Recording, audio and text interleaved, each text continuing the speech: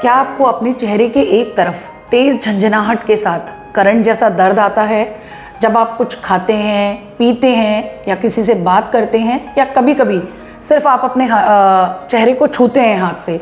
तो ऐसी स्थिति में आपको बहुत तेज़ झंझनाहट के साथ दर्द आता है, सुइयां चुभने जैसा, तो ऐसे में आपको ट्राइजेमिनल न्यूरैल्जिया की शिकायत हो सकती है।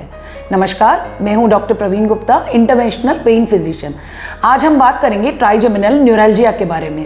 क्या होता है ये ट्राइजेमिनल न्यूरैल्जिया? देखिए, हमारी जो दिमाग से 5वें नंबर की जब नस निकल कर आती है तो कई बार इस नस का इरिटेशन या दबाव होता है, जिसकी वजह से ये तकलीफ होती है। ये जो नस होती है हमारे चेहरे के ऊपरी हिस्से को यानी आँख से ऊपर, बीच वाले हिस्से को यानी कि जबड़े और नाक इत्यादि, और निचला वाला हिस्सा यानी कि निचले जबड़े को सप्लाई करती है।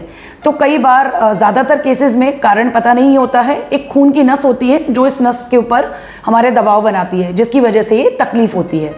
कभी कभी कुछ केसेस के अंदर दिमाग के अंदर अगर गांठ होती है उस हिस्से में, तो वो भी इस नस के ऊपर दबाव बना सकती है। तो ऐसी स्थिति में व्यक्ति को ट्राइजेमिनल न्यूरैल्जिया की दिक्कत हो सकती है।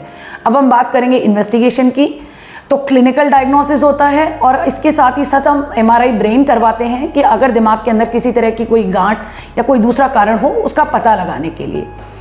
अब हम बात करते हैं ट्रीटमेंट की। तो देखिए, ज़्यादातर केसेस के अंदर दवाइयाँ काफ़ी कारगर होती हैं। इसके अंदर हम न्यूरोपैथिक दवाइयाँ होती हैं वो मरीज़ को प्रिस्क्राइब करते हैं, और ज़्यादातर केसेस के अंदर दवाइयों से ही मरीज़ को आराम आ जाता है।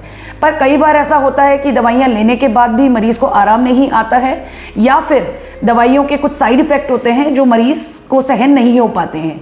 तो ऐसी स्थिति में हम कुछ इंटरवेंशंस होते हैं जिनकी मदद से इस दर्द को कम करने के अंदर काफ़ी इफ़ेक्टिव हेल्प करते हैं मरीज़ को ये।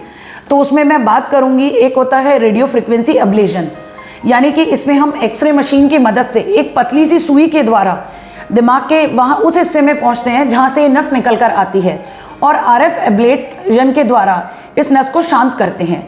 तो इसमें मरीज़ को 80 to 90% तक दर्द के अंदर आराम आ जाता है। दूसरा प्रोसीजर होता है बैलून डीकम्प्रेशन। ये भी एक्सरे मशीन में देखकर ही होता है। ये जो दोनों ही प्रोसीजर्स होते हैं ये एक्सरे मशीन में देखकर होते हैं, एक पतली सी सुई के द्वारा किए जाते हैं। साथ ही साथ इसमें मरीज़ को बेहोश करने की ज़रूरत नहीं पड़ती है, और ना ही अस्पताल में कोई लंबे एडमिशन की ज़रूरत पड़ती है। तो ये वाले प्रोसीजर्स काफ़ी इफ़ेक्टिव होते हैं। तो अगर आपको इस तरह की कोई भी शिकायत है तो आप हमसे ज़रूर संपर्क करें एडवांस पेन क्लिनिक में। धन्यवाद।